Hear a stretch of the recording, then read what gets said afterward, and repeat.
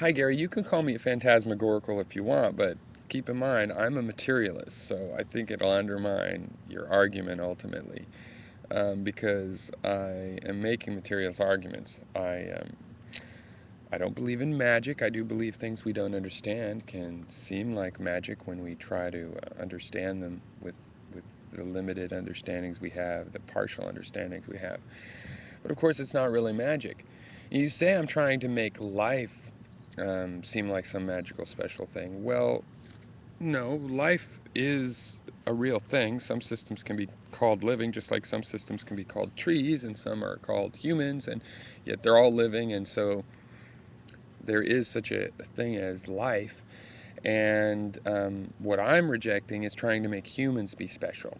Like something like will, which is so simple and such a part of living systems as we describe them. Why would will be only something humans have? That, to me, is the magical part. Saying that it comes from nowhere is the magical part.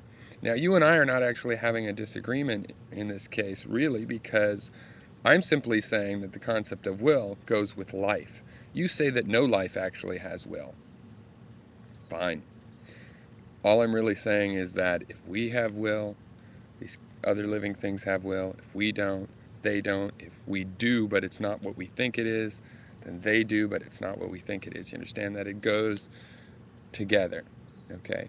Now, there's nothing magical about it. I believe that willful matter, in other words, living beings, um, are made of regular matter that doesn't seem to have will.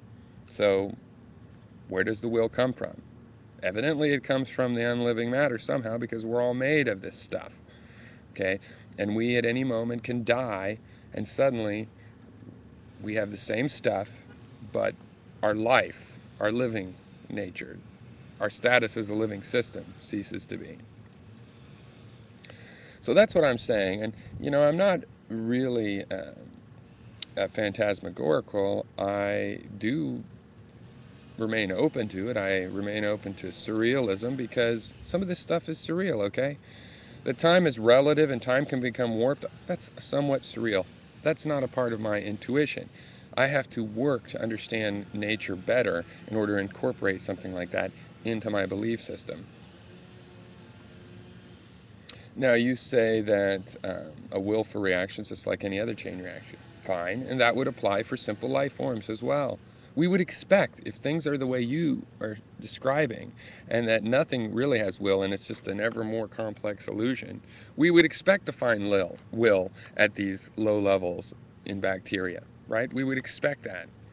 In terms of molecules wanting, I don't think a molecule has the capacity to want to join with another molecule and become, living. I don't think it has that capacity as a non-living thing. I think it is limited to falling into a random arrangement where suddenly that kind of system starts up and is possible. It's just like gasoline does not want to become a fire. It has to randomly get into this situation where now it's in a fire and you have a self-sustaining chain reaction. Life is something like this, a self-sustaining chain reaction. And as the matter that does not show living characteristics shows no will, it shows no way to will and want something for itself. But it could fall into a situation. In that case, it's obvious that this inanimate matter has some property, which combined with the property, some property, or the same property in other inorganic matter, when combined together, suddenly something is expressed. And you have to remember, even if will, the part of free will as an illusion is the idea that it's free, there's still a phenomena here. There's the phenomena that we think we're making decisions. And I suspect that these kinds of decision, what we appears to be a decision, is a phenomena. It might not be really what we thought a decision was. In terms of throwing out cause and effect, I'm fucking sick of hearing that.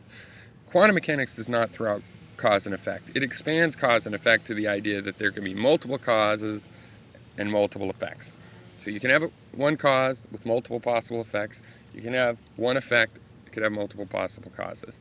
That's what it does. It expands the concept of cause and effect. It does not destroy the concept of cause and effect. And it's fairly straightforward what is surviving out of our original concept of cause and effect is an idea of continuity.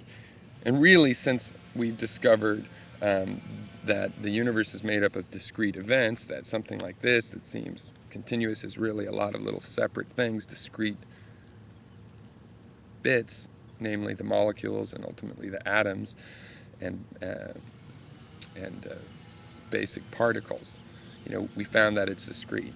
So what's the principle of continuity in that case? Well, it's actually just the principle of the conservation of energy. So the new idea of cause and effect that we will have to build from quantum mechanics that's already being worked on, that will be compatible with quantum mechanics, will still preserve the conservation of energy. So that's the fundamental thing that really should not be lost out of cause and effect. But our ideas of these macroscopic causes causing singular macroscopic events, that has to be thrown out. You're the one believing in magic if you throw that out, because you're saying that the world is not how it appears, it's some other way. And I say everything's tangible. It's as it appears, it's as it feels when you touch it, it's as it is when you manipulate it and see what kinds of perceptions you can get by manipulating it in different ways.